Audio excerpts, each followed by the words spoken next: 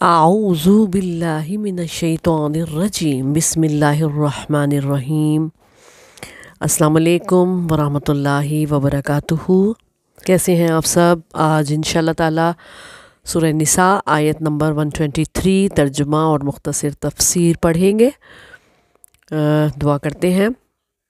رب اشرح لی صدری ویسر لی امری واحلل عقدۃ من لسانی یفقہوا قولی رب زدنی علما۔ بسم اللہ الرحمن الرحیم۔ لیسا بامانیکم ولا امانی اہل الکتاب من یعمل سوءا یجزا بہ ولا یجد لہ من دون اللہ ولیا ولا نصیرا۔ نہ تمہاری آرزوؤں پر موقوف ہے، نہ اہل کتاب کی آرزوؤں پر۔ جو بھی کوئی برائی کرے گا اسے اس کی جزا دی جائے گی، اور وہ اپنے لیے نہ کوئی اللہ کے سوا دوست پائے گا نہ ہی مددگار۔ شیطان انسان کو سستی سکھاتا ہے اور سمجھتا ہے کہ شاید یہی نجات کا عقیدہ لوگوں کے دلوں میں ڈال دیتا ہے۔ مسلمانوں میں یہ عقیدہ ڈالا اور مسلمان یہود اور نصارہ سے بھی 2 ہاتھ آگے نکل گئے۔ جیسے پیروں کی سفارش ہمیں بخشوا دے گی، بہشتی دروازے سے گزرنا، اور اللہ نے ان خرافات کی تردید کی ہے اس آیت میں، اور ہمارے مسلمان اور ہم میں سے کئی حد سے بڑھ گئے ہیں اسی چکر میں، اور نجات کا سچا راستہ اسی طریقے کو جانتے ہیں کہ کچھ کرنا نہ پڑے، بہشتی دروازے کے نیچے سے گزر جائیں اور بہشت میں پہنچ جائیں، پیر ہماری سفارش کر دیں اور ہمیں جنت مل جائے۔ یہ ایسا نہیں ہے۔ اللہ نے بتا دیا ہے کہ نجات کا سچا راستہ اللہ کا قانون سزا اور جزا ہے۔ شفاعت کے مستحق وہ ہوں گے جن کے لیے اللہ اجازت دے گا۔ اس کے علاوہ تمام راہیں شیطان کی ہیں، وہی مسلمانوں کو گناہوں پر دلیر کر دیتا ہے، اور وہ پھر آخرت میں ان کے کچھ کام نہ آئے گا۔ یہ من گھڑت سہارے یہیں رہ جائیں گے۔ اپنے منہ میاں مٹھو بننے سے کوئی اچھا نہیں ہو جاتا۔ انسان کا اچھا برا ہونے کا تعلق اس کے عمل سے ہے۔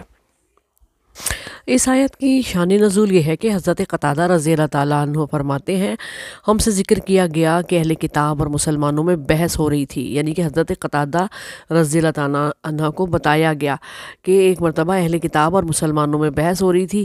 اہل کتاب اپنی فضیلت جتانے کے لیے کہہ رہے تھے کہ ہمارے نبی تمہارے نبی صلی اللہ علیہ وسلم سے پہلے کے ہیں، اور مسلمان کہہ رہے تھے کہ ہمارے نبی خاتم الانبیاء ہے اور ہماری کتاب پچھلی تمام کتابوں کی تصدیق کرنے والی ہے۔ تو اس پر یہ آیات نازل ہوئیں، محبوب صلی اللہ علیہ وآلہ وسلم کے بارے میں فرمایا گیا۔ عرب نے کہا، نہ تو ہم مرنے کے بعد جئیں گے نہ ہمیں عذاب ہوگا۔ وقالوا لن يدخل الجنۃ الا من کان ھودا او نصارا۔ یہودیوں نے کہا صرف ہم ہی جنتی ہیں۔ نصرانی کہتے تھے، سورہ بقرہ آیت نمبر 80، آگ ہمیں چند دن چھوئے گی۔ آیت کا مفہوم یہ ہے کہ صرف اظہار اور دعویٰ کرنے سے صداقت، حقانیت ثابت نہیں ہوتی، بلکہ ایماندار وہ ہے جس کا دل صاف ہو اور عمل گواہ ہو، اور قرآن اللہ کی دلیل اس کے ہاتھ میں ہو۔ زبانی دعوے اور دل کی خواہشیں کوئی حیثیت نہیں رکھتی۔ اللہ اور رسول کی فرما برداری اصل نجات کا راستہ ہے۔ انسان اپنی رتی بھر بھلائی اور برائی قیامت کے دن اپنی آنکھوں سے دیکھ لے گا۔ یہ آیت صحابہ کرام رضی اللہ تعالیٰ عنہ کو پریشان کر گئی۔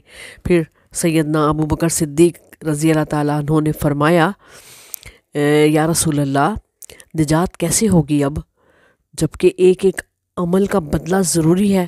تو نبی صلی اللہ علیہ وآلہ وسلم نے جواب دیا، ابو بکر، اللہ تجھے بخشے، ابو بکر، یہ وہی سزا ہے جو کبھی تیری بیماری کی صورت میں ہوتی ہے، کبھی تکلیف کی صورت میں، کبھی شیطان جو بتاتا تھا کہ ایسے دل میں خواہشیں ڈال دیتا تھا کہ تم زیادہ جیو گے، اور 1000 سال تک جینے کی خواہش دلوں میں ڈلتی تھی، اور پھر شیطان ان سے وعدے کرتا تھا غلط کام کروا کے کہ تم فکر نہ کرو، جنت تمہاری ہی ہے، کیونکہ تم یہودی ہو، تم نصرانی ہو، جنت کسی اور کو نہیں ملنی، تم ہی جنتی ہو۔ یہ سارے کام شیطانوں نے تو ان سے کروائے ہیں، اور پھر آگ جو ہے تمہیں دوزخ کی نہیں چھوئے گی، جنتی ہو تم۔ تو یہ ساری باتیں جو ہیں وہ اللہ فرما رہا ہے کہ جھوٹی خواہشیں ہیں، ان کی خواہشیں کوئی حیثیت نہیں رکھتی ہیں، صرف تمہیں یہ سب چیزیں اس وقت ملیں گی جب تم اللہ اور اس کے رسول کی فرما برداری کرو گے، کیونکہ وہی اصلی نجات کا رستہ ہے۔ اور مرنا سب نے ہے، یہ نہیں کہ تم جو ہے وہ مرو گے نہیں کیونکہ لمبی تمہاری عمر ہو جائے گی، تم شاید اللہ کے لاڈلے ہو، تم یہ سوچتے ہو، جبکہ یہ ساری جھوٹی باتیں ہیں شیطان نے تمہارے دل میں ڈالی ہیں۔ اور جب کوئی مسئلہ تمہیں پڑتا ہے، دنیا میں کوئی تکلیف، کوئی رنج آتا ہے، تو تم پریشان نہ ہوا کرو، بلکہ اللہ سے یہ حسن ظن رکھو کہ اللہ اس کے بدلے میں، اس بلا کے یا مصیبت کے بدلے میں، کوئی بیماری کے بدلے میں اللہ تم سے برائیاں دور کر رہا ہے، تمہارے گناہ مٹ رہے ہیں۔ عموماً ہم دیکھتے ہیں نا کہ مرنے والا مرنے سے پہلے بہت عرصے تک بیمار رہتا ہے، تو مرتے وقت چہرے پہ نور ہی نور، تو اس کا کیا مقصد ہے؟ مقصد یہی ہے کہ ہمارا عقیدہ ہے کہ جب انسان کو کوئی مشکل آتی ہے تو اللہ تعالیٰ اس کے گناہوں سے اس کو پاک کرتا چلا جاتا ہے، اور پھر آخر ایک وقت آتا ہے کہ وہ اللہ سے جا ملتا ہے تو گناہوں کا بوجھ اس کے کندھوں پر نہیں ہوتا، اور انشاءاللہ حسن ظن ہوتا ہے ہمیں اللہ سے کہ وہ سیدھا جنت میں ہی اپنا مقام پائے گا۔